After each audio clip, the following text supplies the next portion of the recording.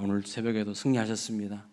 이렇게 많이 나오셨네요. 우리 옆에 계신 분들하고 한번 인사하겠습니다. 당신이 챔피언입니다. 집사님이 챔피언입니다.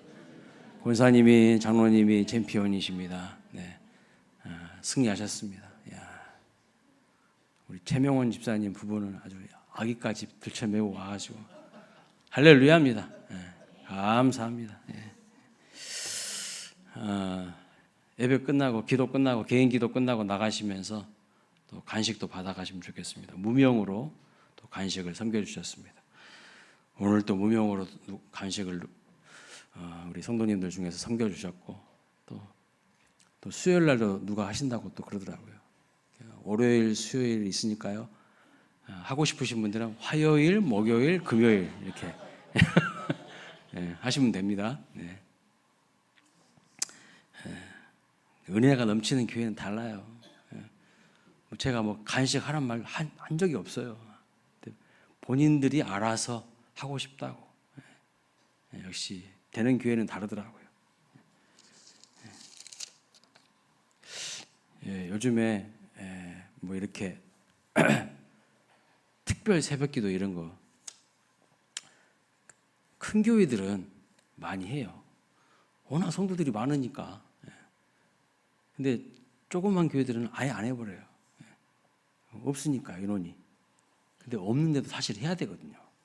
하다 보면 한 사람씩, 두 사람씩, 10사람씩 이렇게 막 늘어나거든요. 근데 아예 처음부터 그냥 포기해버리고 안 해버려요. 그러니까 교회가 계속 쭈그러드는 거예요. 교회가 힘들어도 어려워도 모이기를 힘쓰고 우리가 기도해야 된다고 해보자고 서로 독려하면서 앞에서 끌어가고 뒤에서 막 밀어주고 막 하면서 그런 분위기가 돼야지 그 교회는요 성장하게 되네요. 부흥하게 되고요. 그런 교회를 하나님이 예쁘게 보시고요. 막 하나님이 은혜를 부어주시는 거예요. 그리고 막 사람도 붙여주시고요. 근데 아예 우리가 별로 있지도 않은데 성도 별로 있지도 않은데 그런 거 해서 뭐 하냐고 이런 분위기로 돼버리면요 10년 20년 지나도 그 교회는 아무런 희망이 없어요. 맨날 그 수준이야 그냥. 아무튼 여러분이 이 새벽에 안 주무시고 일어나셔서 이렇게 하나님 앞에 나와서 예배하시는 모습이 우리 하나님 보시기에 너무 아름답고 너무 좋을 것이라고 그래서 생각이 됩니다. 자, 오늘 본문 말씀은요 하나님을 떠난 인간의 어떤 실존에 대해서 적나라하게 말씀하고 있습니다. 하나님과 분리되고 하나님을 떠나버린 그 인간의 비참함에 대해서 말씀하고 있어요. 하나님이 우리와 함께 하시면요 그 어떤 고난도 이겨낼 수가 있어요. 그 어떤 시련도요 돌파할 수가 있어요. 하나님이 우리와 함께 하시면 사단 마귀 악한 영들 그 권세들도요 우리를요 건드리지 못해요. 근데 자꾸 우리가 하나님을 떠나요. 우리가 하나님을 떠나버리는 거야. 정말 우리가 뛰어난 존재가 우리가 훌륭해서가 아니라 우리가 하나님과 함께하면 그 어떤 세력들도 우리를 함부로 할 수가 없어요. 그런데 우리가 하나님 안에 거하지 않고 하나님 벗어나서 살면 어떻게 될까요? 하나님을 벗어나서 살면 하나님을 의지하지 않게 되면 어떻게 될까요? 자, 11절 말씀 보면 이렇게 말합니다. 대적들이 시온에서 부녀들을 유다 각 성읍에서 자녀들을 욕보였다 이렇게 말씀하고 있어요. 하나님을 떠난 인간들은요 쉽게 말하면 마귀의 밥이 됐다는 거예요. 마귀의 밥이. 아무리 훌륭한 스펙을 가지고 있어도 어마어마한 재산을 가지고 있어도 그런 것으로는요 절대 악한 세력을 대적할 수 없습니다. 대적할 수 없어요. 오직 하나님을 의지하고 하나님 안에 거할 때만 그 대적은 우리를 함부로 할 수가 없는 것입니다. 그러나 하나님을 의지하지 않으면요 대적은요 우리를 쉽게 보고요 막 흔들어 대는 거예요. 이거 보게 아무것도 없구만. 하나님이 우리 뒤에 딱 든든히 버티고 있고요. 내가 하나님과 깊이 연결되어 있으면요 마귀가 우리를 어떻게 쉽게 하지 못해요. 그런데 마귀는 영물이라서 우리가 하나님과 깊이 연결되어 있는지 아니면 흐지부지 신앙생활 하는지 다 알아요. 그래서 하나님과 연결되어 있지 않으면요, 우리를 흔들어대고 혼란스럽게 하고 오화주절이 되게 만들어버립니다. 그래서 11절에 보면 그렇게 말하죠. 시온은 어떤 곳인가? 하나님이 임재하시는 장소가 시온이에요. 근데 그 시온이 지금 어떻게 된 겁니까? 하나님의 임재하심이 없으니까요. 하나님의 백성이라는 사람들이 하나님을 떠났으니까요. 어떻게 됩니까? 시온이 더 이상 시온이 아니에요. 그냥 허울 좋은 그냥 시온인 거죠. 성도가 거룩한 성도로서 하나님과 하나 되지 못하고 하나님과 연결되어 있지 않으면, 하나님 안에 거하지 않으면 어떻게 되는 것입니까? 아무것도 아닌 종이 호랑이 되는 거예요. 종이 호랑이. 이빨 빠진 호랑이 되는 거예요. 하나님은 우리를요, 거룩한 사자로 이 세상에서요, 하나님의 말씀을 외치는 자들로 부르셨는데, 그 사자로서의 기백과 용기를 다 잃어가지고 세상 눈치나 보는 고양이가 되고 있어. 고양이가. 사자들이. 이게 문제라는 거예요. 하나님이 임재하지 않으시고 하나님이 떠나시면 그 땅은 황폐한 땅이 되어버리는 거예요. 그래서 2절에 보십시오. 하나님을 떠난 인간의 비참함에 대해서 계속 말씀합니다. 지도자들이 대적들의 손에 매달리게 되고요, 장로들의 얼굴도 존경을 받지 못하게 된다는 겁니다. 지도자들과 장로들은 권위 있는 존재예요. 하나님이 권위자들로 그 공동체에 세우신 분들입니다. 당연히 존경을 받아야 되고 당연히 권위가 있어야 돼요. 그런데 그 지도자들과 장로들의 권위가요, 땅바닥에 떨어졌다는 거예요. 처박혔다는 거예요. 왜요? 하나님 떠났기 때문에요. 하나님 떠났을 때에 누가 그 사람들을 존경합니까? 권위가 어디에서부터 오는 겁니까? 하늘로부터, 위로부터 오는 거잖아요. 하나님 안에 거할 때 하나님이 권위를 주시고요, 존경을 받게 하시고 지도력을 주시는 거죠. 그런데 하나님의 권위를 우리 스스로가 인정하지 않고 하나님을 경외하지 않는 사람은요, 어리석고 업신여기를 여김을 당하는 존재로 전락하게 된다는 것을 말씀하고 있습니다. 성도가 거룩을 잃어버리면, 성도가 소금인데 그 맛을 잃어버리면 그 생명력은 끝나는 거예요. 하나님이 임재하시지 않는 성도는요, 더 이상 성도라고 할 수가 없어요. 거룩을 잃어버리면 끝나는 겁니다. 그래서 3절에 보시면 이렇게 말합니다. 청년들이 맷돌을 지며 아이들이 나무를 지다가 엎드러진다, 이렇게 말씀하고 있어요. 무슨 뜻일까요? 하나님을 떠나버린 인간은요, 아무리 힘이 있는 젊은 청년이라 할지라도 그들이 나무를 지면서, 그들이 맷돌을 지면서 또 아이들이 나무를 지는 그 열심과 또 힘씀과 애씀이 있어도 결국 어떻게 된다는 거예요? 엎드러진다는 거예요. 아무런 소용이 없게 된다는 거예요. 엎드러진다는 거예요. 절망이라는 거예요. 절망. 그저 자기 열심은 그 한계가 드러나게 되어 있다는 겁니다. 인간이 쓰러지지 않도록, 엎드러지지 않도록 힘을 주시고 생명력을 주시는 그 근원은 하나님이신데, 그 하나님을 버리고 하나님의 임재가 떠나버린 인간은요, 아무리 젊은 청년이라고 할지라도, 아무리 젊은 아이들이라고 할지라도 곧 지치고 엎드러지고 포기하고 절망하는 인생으로 그렇게 전락하게 된다는 것을 말씀하고 있어요. 하나님을 떠나버린 사람들의 비참함에 대해서 계속해서 오늘 본문을 말하고 있어요. 14절 말씀에서 보십시오. 노인들은 다시 성문에 앉지 못하며 청년들은 노래하지 못한다고 말씀합니다. 오늘 우리 청년들 이렇게 앞에 나와서 새벽인데도 찬양인도 이렇게 해주셔서 너무 감사해요. 너무 아름답고 너무 멋져요. 천사 같아요.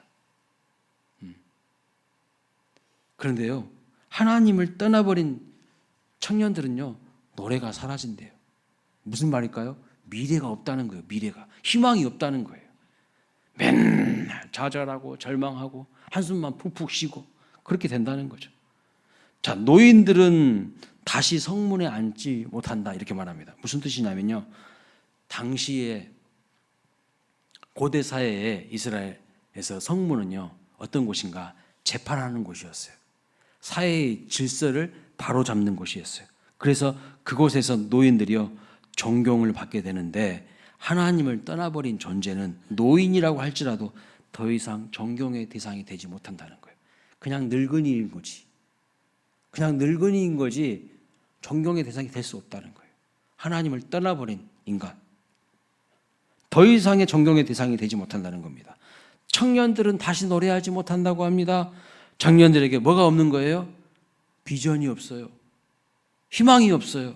꿈이 없어요. 열심이 없어요. 예. 그러니까요, 노래가 사라진다는 거예요.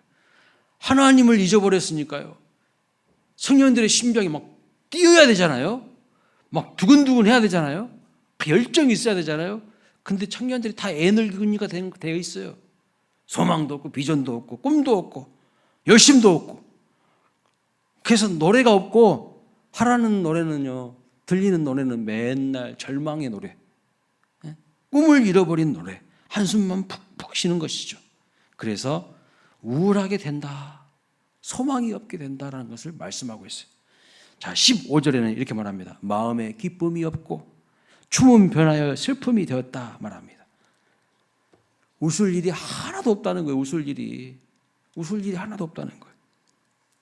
살아도 산 것 같지 않다라는 거예요. 하나님이요, 우리를 떠나버리시면 살아도 산 것 같지 않아요. 그래서 죽지 못해서 사는 인생이 된다는 겁니다. 이것이 바로 하나님이 떠나버린 인간의 비참함의 실존이에요.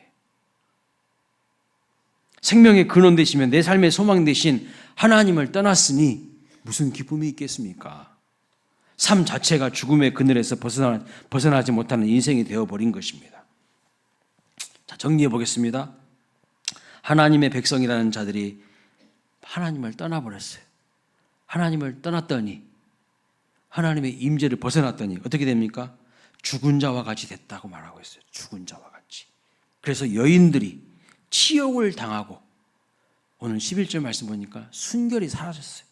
치욕을 당하고 순결을 찾아볼 수가 없게 되었어요. 지도자들은요, 어떻게 됩니까? 존경과 권위를 다 잃어버렸어요. 그 공동체가요, 소망이 없는 거예요. 지도자들이 존경을 받고 권위가 있어야 되는데 누가 지도자들을 따라가겠습니까? 공동체가 오합지졸이고 이제 혼란스럽게 된다는 것이죠. 젊은이와 아이들이 애쓰고 수고하지만 좌절하고 절망하고 웃음을 잃어버리고 미래를 상실하게 된다는 거죠. 그리고 노인들은 다음 세대에게 바른 진리를 가르쳐주지 못합니다. 존경과 권위를 상실한 시대가 되고 어떠한 희망도 절망도 없는 시대가 되었다는 거죠. 자, 그렇다면 왜 이렇게 된 것일까요? 왜 이렇게? 오늘 16절은 그 이유를 분명히 밝히고 있습니다. 16절 말씀 보세요. 오라, 우리의 범죄 때문이라 말씀하고 있어요. 자꾸요, 우리는요, 뭔가 안 좋은 일이 생기고 문제가 생기고 어려운 일이 생기면 자꾸 다른 사람한테 책임 전가하고 다른 사람한테 투사하고 자꾸 다른 사람 탓하기가 바빠요. 절대 그렇게 해가지고 아무런 변화가 일어나지 않습니다. 남한테 돌 던져봤자요, 내 삶에 무슨 변화가 있습니까? 내 마음이 달라져야 돼요. 내 마음, 먼저 내 마음이, 내가 먼저 하나님 앞에 진실되게 회개하는 자에게 하나님의 은혜가요 다시 회복되는 거예요. 그래서 에레미야는 이것은 먼저 우리의 문제야. 우리의 문제라고. 다른 데서 원인을 찾지 않습니다. 그것은 우리의 죄 때문이라고 정직하게 솔직하게 이야기를 하고 있어요. 우리의 죄악 때문에 눈이 어두워서 하나님의 은혜와 능력을 보지 못하고 있다는 겁니다. 영안이 어두워서 하나님을 경외하지 못하고 하나님을 두려워하지 않으니 겁없이 죄를 지었다는 거예요. 겁없이 살았다는 거예요. 하나님 의식하지 않은 채. 그래서 세상의 탐욕과 우상을 섬기면서 이방 나라들을 의지한 결과가 뭡니까? 18절 말씀 보세요. 시온산이 황폐하여 여우가 그 안에 노는 것이 되었다. 이렇게 말합니다. 시온산이 뭡니까? 하나님의 성전, 예루살렘 성전이 있는 곳이 시온산이에요. 근데 그 성전이 하나님이 임재하신 곳이었는데 이제 인간이 범죄함으로 말미암아 하나님이 그곳에 더 이상 임재하지 않으신다는 거예요. 빈 껍데기 돼버렸다는 거예요. 빈 껍데기. 그리고 여우가요, 그 안에서 막 노는 곳이 되었대요. 여러분, 여우는요, 성경에 여우는 마귀를 상징합니다. 마귀를. 그래서 아가서 말씀 보면은 마귀를 가리켜서 포도원을 허무는 여우라고 말씀하고 있어요. 마귀는요, 우는 사자와 같이 우리를 잡아먹기 위해서 두루 살필 자를 찾기도 하지만요, 교묘하게 여우처럼 우리에게 접근해서요, 우리를 시험에 빠지게 하고 넘어뜨릴 때가 있어요. 포도원을 허무는 여우. 포도원이 뭘까요? 하나님의 공동체, 교회의 공동체, 이걸 허무는 여우. 여우가 들어와 가지고 아주 그냥 난장판을 만들어놨다는 거예요. 쑥대밭을 만들어놨다는 거예요. 거룩한 하나님이 임재하시는 곳이, 하나님의 임재가 떠나니까 어디서 마귀 같은 것들이 들어와 가지고요, 그 공동체를 그냥 다 어지럽힌다는 거예요. 우리가 하나님을 떠나버렸을 때 여우와 같은 악한 세력들이, 악한 영들이 우리 삶의 현장을 쑥대밭으로 만들어 버린다는 뜻입니다. 그래서 에레미야가 뭐라고 말합니까?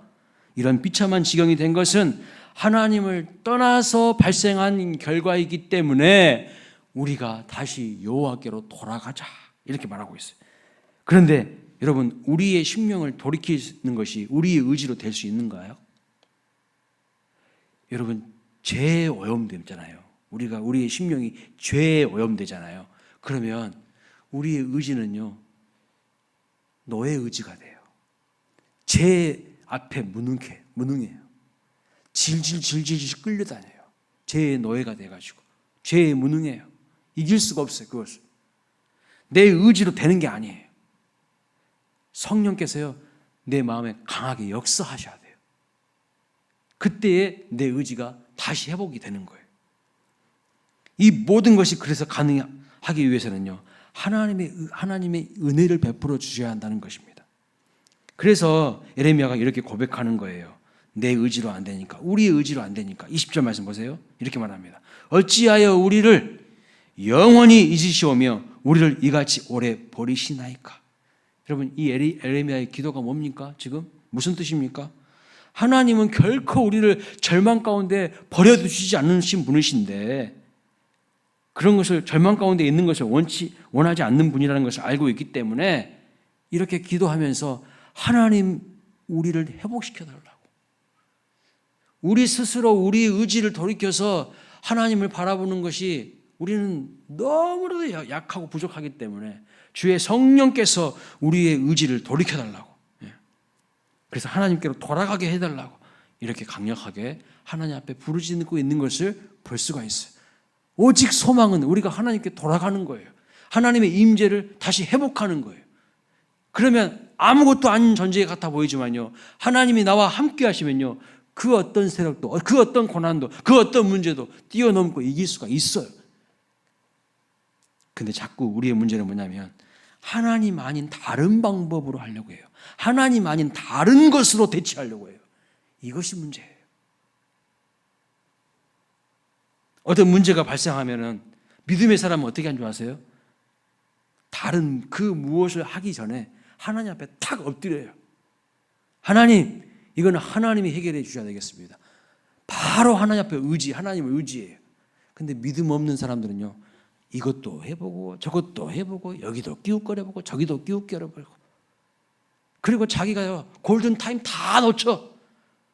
골든타임 다 놓친 다음에 겨우 이제 안 되겠으니까 겨우겨우 와가지고 이제 하나님 어떻게 하면 좋을까요? 일은 자기가 다 엉망진창으로 만들어 놓고 뒷감당을 하나님한테 하라 그래. 오늘 우리의 모습이 이러지 않냐는 거예요. 하나님을 떠난 인간의 비참함을 깨닫고 돌아가게 해달라고 간구하고 있습니다. 다시 하나님께로 돌아간 사람은 그러면 어떻게 됩니까? 21절 말씀 보세요. 다시 새롭게 하사 애적 같게 하옵소서. 무슨 뜻입니까? 우리가 있어야 될 삶의 본연의 그 자리로 돌아가게 된다는 겁니다. 그 자리가 어떤 자리죠? 하나님을 경배하고 하나님을 찬양하며 하나님을 즐거워하며 하나님 앞에 부름받는 그 자리로 돌아가게 된다는 거예요. 그리고 다시 모든 것이 회복이 된다는 것입니다. 여러분, 오늘 우리가 무엇을 기도해야 될까요? 무엇을 기도해야 될까요? 성령 하나님께서 하나님을 떠난 그 인간의 비참함을 깨닫게 해달라고. 깨달아야 돼요. 아, 하나님 따라하면 이렇게 비참해지는구나 라는 것을 알아야 돼요. 깨달아야 돼요. 그리고 죄로 무능해진 우리의 의지를 다시 붙잡아 주셔서 성령께서 우리의 의지를 강권하여 주셔서 하나님께로 온전히 다시 돌아갈 감으로 말미암아 무너진 삶이 회복되게 해달라고 기도해야 됩니다. 여기 앉아 계신 분들은 그래도 깨어있는 분들이, 근데 이 시간에도 주무시고 계신 분들 많죠? 교회가 뭘 하든 말든 무관심인 분들 많죠? 그리고 여러분 태신자들 어떻습니까? 그분들은요, 의지가 무능해요. 죄에 오염되어 있어요. 하나님을 갈망할 마음이 없어요. 스스로에게 그런 마음이 없어요. 그래서 우리는 기도해야 돼요. 하나님, 그들의 의지를 사로잡아 주셔서 죄의 비참함을 깨닫게 하시고 하나님께로 돌이킬 수 있는 마음을 하나님께서 그들에게 부어달라고 오늘 에레미야처럼 이렇게 우리는 간구하고 부르짖어야 한다는 것입니다. 우리 주변에 하나님을 떠나 있는 자들에게 또는 태신자들에게 성령 하나님께서 은혜를 부어주셔서 그들이 마음을 돌이키게 해달라고 기도해야 될 줄로 믿습니다. 태신자들이 주께로 다시 돌아오고 하나님의 임재를 회복하는 복된 영혼들이 될 수 있도록 우리가 중보하고 기도할 수 있기를 소망합니다. 오늘 이 시간 이 말씀 붙잡고 함께 기도하길 원합니다.